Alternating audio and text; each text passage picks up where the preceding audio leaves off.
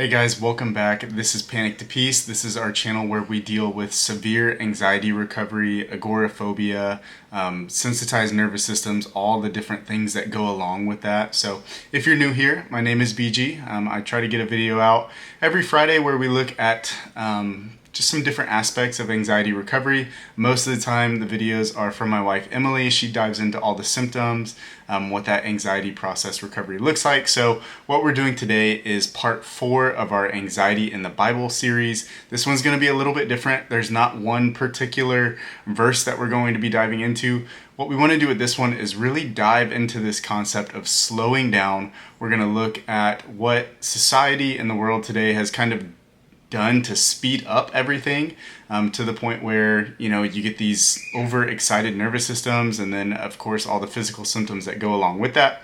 We'll look at kind of the history of being sped up, and then we're also going to look at how Jesus modeled this slow lifestyle for it, what we can learn from it, and then what we can kind of put into practice into our lives. So if you're new here, make sure you follow our Facebook page. We have a free anxiety recovery guide where you can see, what is a sensitized nervous system, what is the ideal response. You'll hear us refer to that. So different aspects there. It's completely free, of course, and then you can always subscribe to our channel. Emily puts out lots of great content throughout the week, and then like I said, I try to get these videos out every Friday. I know it's been a few weeks since our last one, so let's go ahead and dive in. Okay, so before we dive into the Bible, let's kind of talk about the history of humanity, right? That's a big topic there. So what we're going to try to do is just a look at how things used to be, right, hundreds of years ago versus today. We know there's some obvious differences there, but what we're really concerned about is just the speed of life, the pace of living, everything that kind of goes along with that. Now, as we look at the history of this speeding up of things, try to keep in mind this quote from Corrie ten Boom. Now, she said, "If the devil can't make you sin, he'll make you busy." Right? And how true is that? So often we hear, people say that they're just feeling disconnected from God, and there can be definitely obvious sinful reasons from that. If you are living a lifestyle that is apart from the one that He has kind of instructed us to live, then of course you might feel this disconnect from Him. But how often, do we actually think about it from a hurriedness perspective, right? It's not that God's presence that's changing, it's actually our perception of it. And sometimes we've just filled up our life with so much stuff that we're just not aware of His presence in our life. So let's kind of dive into kind of the last 100 years and look at how some things have changed. So if you think back, for almost all of human history, there has been the sun that kind of regulates our daily pattern, right? You wake up when the sun comes up, you go to bed when the sun goes down, or at least you can't work at that point. So we have here in 1370, there was the first public clock tower built, right? So at this point, people can now check the time. They know, where are they in the day? And we kind of take that for granted. We can just easily glance down at our phone or our watch or whatever it may be and see what the time is and calculate, how much time is left and how much time have I been here? And our schedules are finely tuned to this 24-hour period. So that's something that just used to be, if you had daylight, you worked, and if you didn't have daylight, you rested.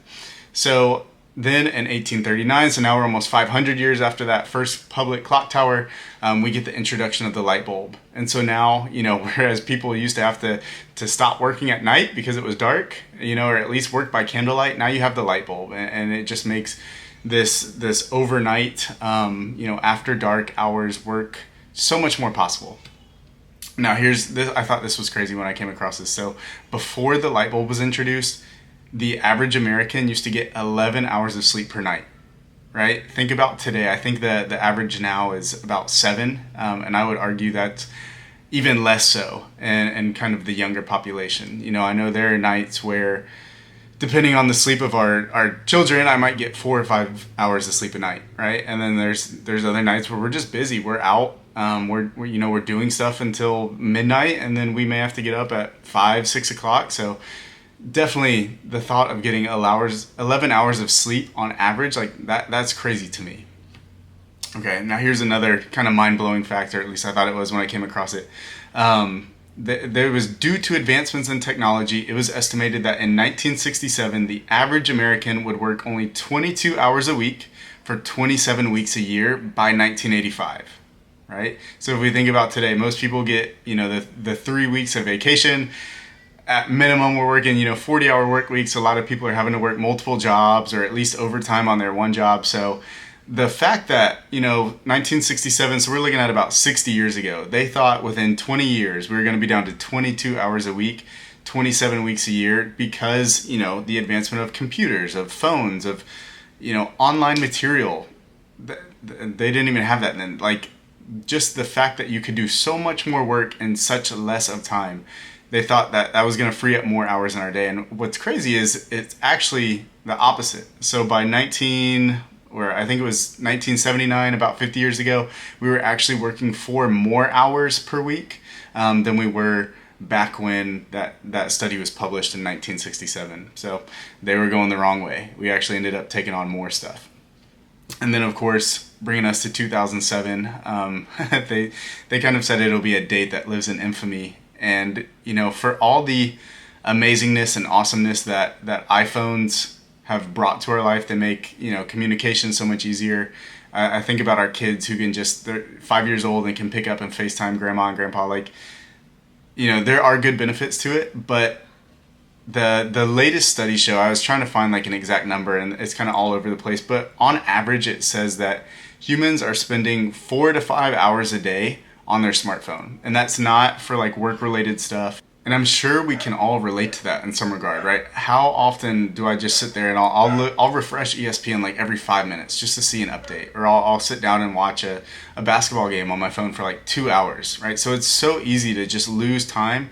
And then at the end of the day, I'm kind of like, man, today just flew by and I didn't get these things done. So smartphones are definitely a suck from our time. If we think about 24 hours a day, 7 days a week, I think we're looking at like 168 hours a week. So if you're spending, 40 hours of those at work, you're sleeping, let's say you're doing 8 hours a night, like at the end of the day, there's only so many hours that are free and available for us to use.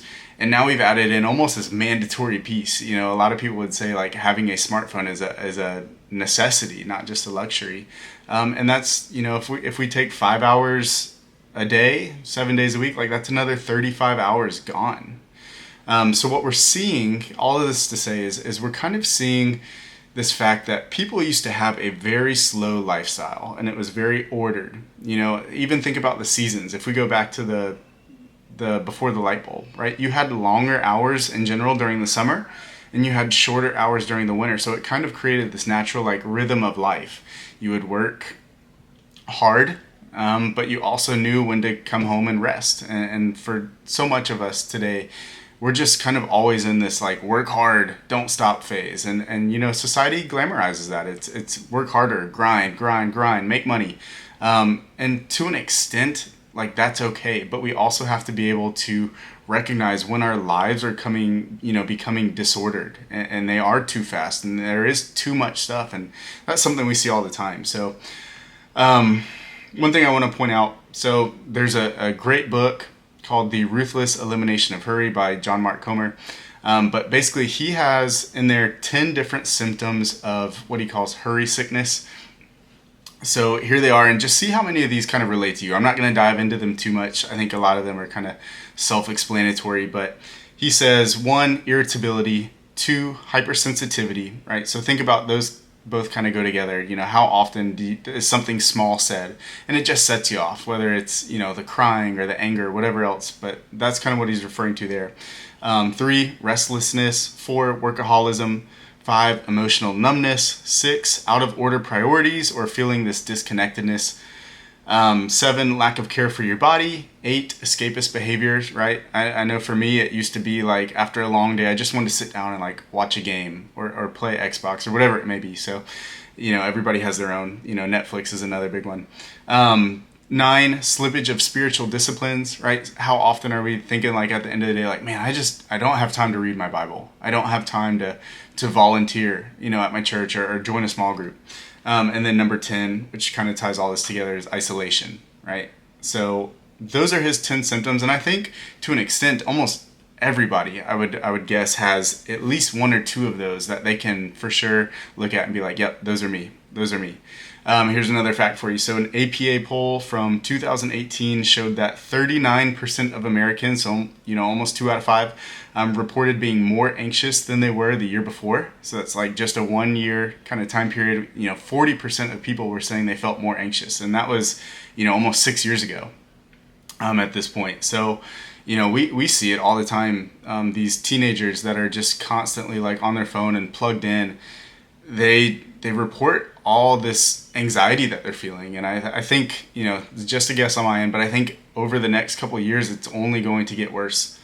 So to kind of tie all that together, I know I said this before, you've got 168 hours in the week, right? Not all those are usable. You have to work for the most part. You have to sleep, right? There are certain basic necessities of life. So out of the remaining hours, unfortunately, we can't add more time. And even if we did, we would probably just fill it with junk. I mean, if we're being honest, I know if I had more hours in the day, I probably would spend it on the same things that I'm already spending it on. So more hours is not the solution. What we've got to figure out is how can you better utilize your time, right? How can I actually prioritize the things that are most important? And unfortunately, that means that there are going to be things that I enjoy where I don't have time for them. One of the choices, that I had to make when our first son was born was that I only had so many hours. I knew I had a newborn on the way, so I actually went ahead and sold my Xbox.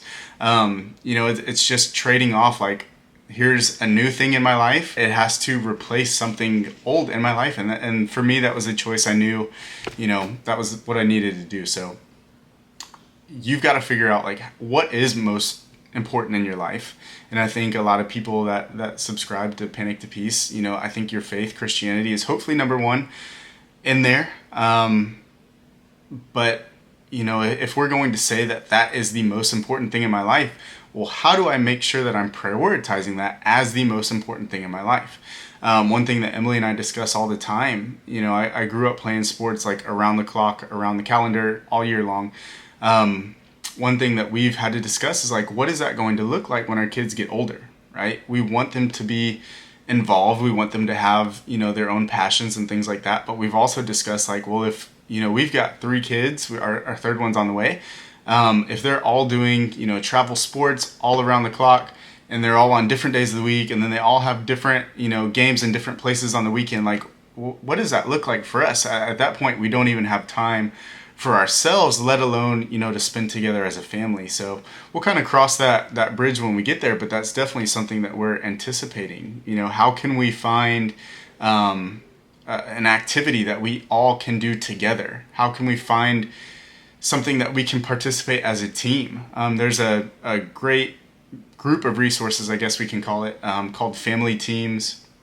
But one of the things they advocate in there is pick up a sport that you can do as a family, right? Go play tennis, go play golf, go play whatever, pickleball. That's a big one right now. But it's something where you can, 1, learn together, 2, play together, kind of just enjoy it together. It's not always this huge competitive thing. And, I'm as competitive as anybody out there, but, at some point you got to kind of evaluate, is competition the most important thing in my life? Or is it going to be some of these other things that I know are more important? So it's not easy, guys. I don't mean to boil it down to, give up everything and just do this. But from a practical standpoint, there is an element of that has to be considered. And then so to jump back into the ruthless elimination of hurry, here's a quote that's in there that I thought was really great, and it'll kind of transition us into this next part. But he says, if you want to experience the life of Jesus, you have to adopt the lifestyle of Jesus, right?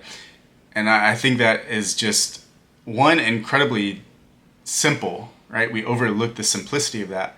But 2, how countercultural is that? We all say that we want to live like Jesus, or at least if you're Christian, hopefully that's your goal, is to live a life as close to his as possible.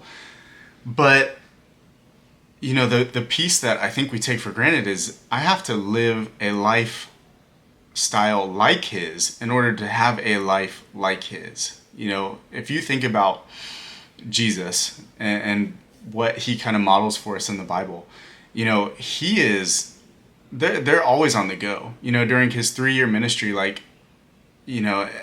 so often they're traveling, they're walking everywhere, they're constantly going to new places, seeing new people, doing new things.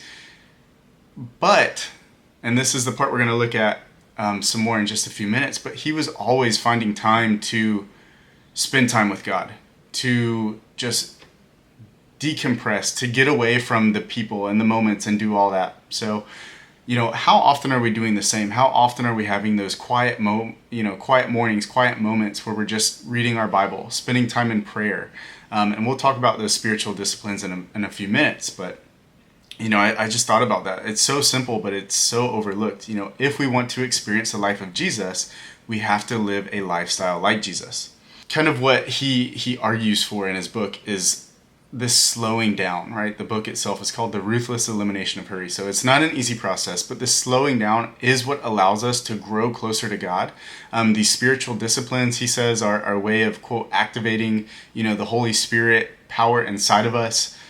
And so those spiritual disciplines, think about things like prayer, worship, attending church, serving in your church, reading your Bible, serving your community, different things like that, where those are opportunities to slow down, connect with God, and then allow the Holy Spirit to work through us, right? So often, and I'm as guilty of this as anyone, I always think like I have to have a plan. I have to have a schedule. We can't deviate from the schedule. I don't build any margin into my days or weeks or months or whatever else. And that's been a really huge change on our end too. So I know Emily's touched on this in some other videos, but we sit down now and we do a calendar every Sunday, and we'll look at, what busy days do we have? What free days do we have? How can we kind of budget time in there so we can have time for serving, your community, for serving your church? If you never allow time to slow down, then you're not going to have time to do some of those important things. And that's only going to get harder as our kids get older. But you just have to prioritize those things. You can be a passenger in life and you can just almost let life happen to you, or you can be proactive and schedule and plan and try to have, moments of slowness and margin built in. You almost have to do that. So let's take a look. I've got a couple passages in mind that we're going to look at. And they are just some moments where Jesus goes and slows down. All right, so the first one that I wanted to talk about was Mark chapter 1, verse 35. And basically this was, let me get it pulled up on my end. Okay, so Mark 1:35, it says, I'm reading from NIV, but it says, very early in the morning, while it was still dark, Jesus got up, left the house, and went off to a solitary place where he prayed. Okay, so think about that. Like, it's very hard to wake up early and do that sometimes. I get it. But that's what Jesus did, right? He woke up early. He knew that was important to connect with God in that way, in that moment, at that time. And sometimes the only way that you can get that margin in your day is by building it in at the beginning of the day. So, he woke up, he found that quiet place. That was his prayer time. That was his worship time. And as we read that, one of the things is it says a solitary place. Now, the Greek word for that, I'm going to butcher this, but I think it's pronounced eremos. Notice that word comes up a couple different places, and it's not always as obvious. So that was Mark 1:35, Jesus talking about how he needs to go find a solitary place to pray, his eremos. Okay, we also have, I'm going to jump to Matthew 14 here. So this is Matthew 14, starting at verse 13. Jesus had just found out that John the Baptist, right, his cousin, had been beheaded, obviously feeling some grief in there. And notice what it says. So it says, when Jesus heard what had happened, he withdrew by boat privately to a solitary place. There's our eremos word again. Hearing of this, the crowds followed him on foot from the towns. This is when we get the feeding of the 5,000, right? So Jesus knows that he's in a place of grieving. He goes to this solitary place, right? Why? Not to be alone, but that was his time to kind of connect with God. He wasn't looking to be alone, because look at what happens when the people show up. They say that we need to send these people to eat, send them away to eat. And he says, bring them here to me. And he feeds the 5,000. So that he knew that was his place. He needed to be alone. He needed to just connect with God. And I think, how often do we have tough times, and rather than saying, you know what, I need some alone time with God, we just say we need some alone time. And that's when we go scroll on Facebook. We go binge Netflix. And it's easy to justify, right? I don't feel well. I just need some time to myself. But look at how Jesus used that time to himself. It was prayer. It was worship. It was connecting with God and just spending that time with him. And then I thought this was cool. It doesn't use our Ramos word again, but it's the same concept. So after he feeds the 5,000, this is kind of looking at, what verse are we in? So yeah, jumping ahead a few verses to verse 22, it says, immediately Jesus made the disciples get into the boat, go on ahead of him to the other side while he dismissed the crowd. After he had dismissed them, he went up on a mountainside by himself to pray. So again, it's not like getting away to just be away from people because I'm so burnt out from being around 5,000 people that I just fed. But it's just knowing like, okay, I am drained mentally, physically, like I need to go recharge and spend some time with God. And again, I think a lot of us, when we reach that point of just feeling like we need to recharge,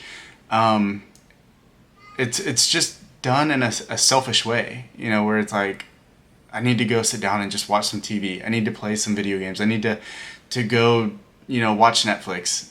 And it's normal by society standards, but it's not normal by Jesus' standards. And then the last one that I'm going to point out here, this is Matthew 4.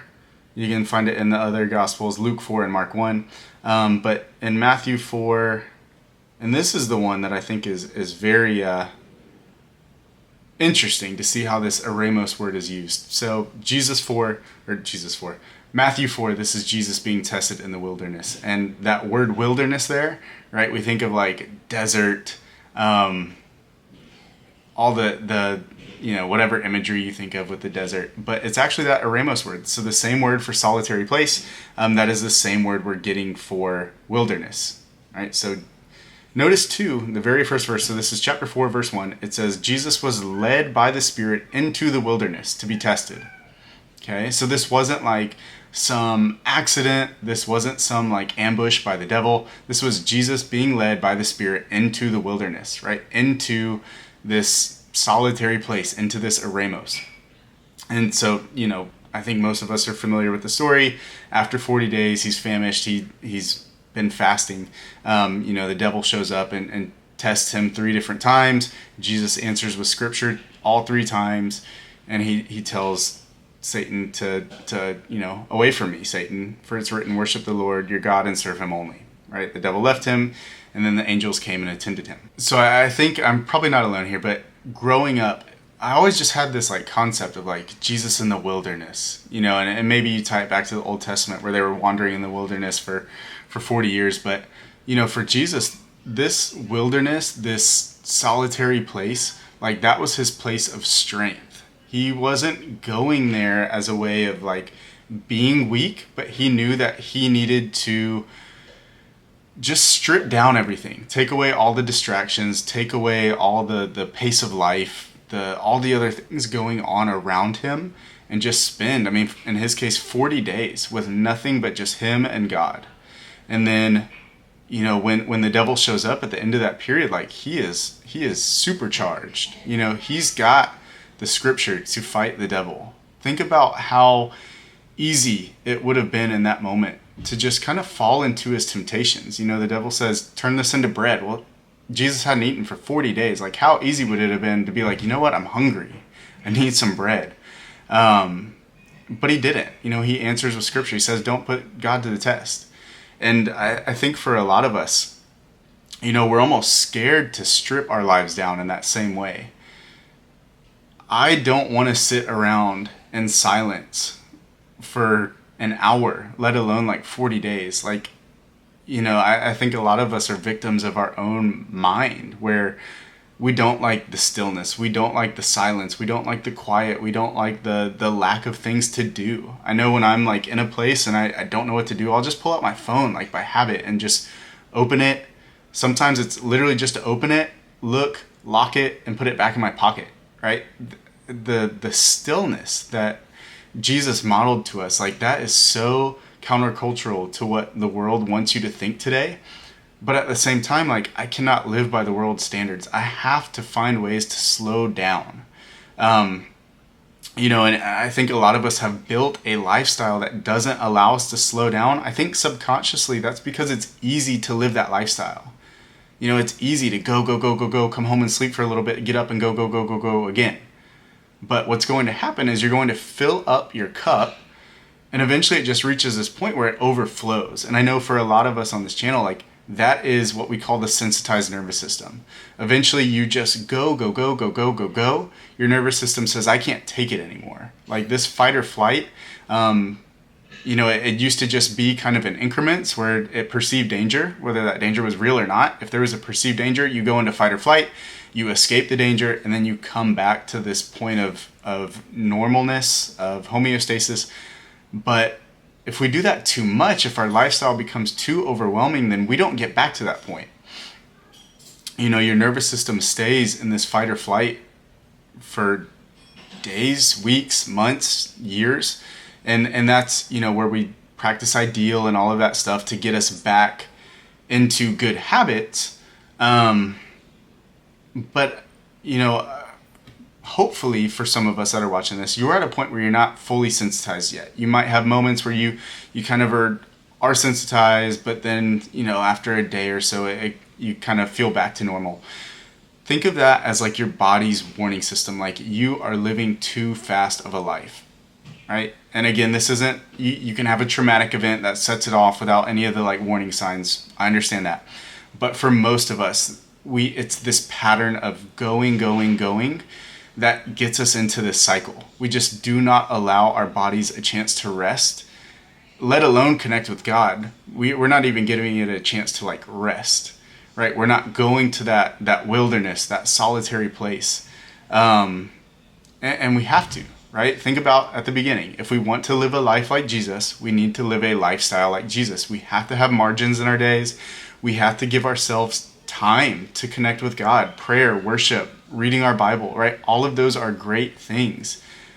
But they're also the easiest to just kind of write off for the day and say, you know what? I didn't do it this morning. I'll do it again tomorrow, right? And then one thing leads to another, and then another, and then another. And next thing you know, it's been months or years, and you have not taken that time to just connect with God. So all that to say, guys, like, if you find any of those, hurriness, sickness, pertaining to your life, if you feel that, you're disconnected from God, then I just urge you, today is that day. Like, start with some new habits, right? Figure out what you can kind of cast to the side, or at least put on the back burner. Figure out how you can make those spiritual disciplines a higher priority in your life, guys. I promise, it says if you seek Him, you will find Him. If you knock, like, He will answer. God is not this mysterious thing that is elusive, and if you do just the right things, you will connect with Him. Like, no, it's not like that. It's as simple as, making it a priority in our life, making Him a priority in our life, making sure that the spiritual disciplines are present in our life. And if they are, then like, we will find Him. We will find His presence. Okay, so we want to hear from you, right? Guys, what have you tried in the past that just doesn't seem to work?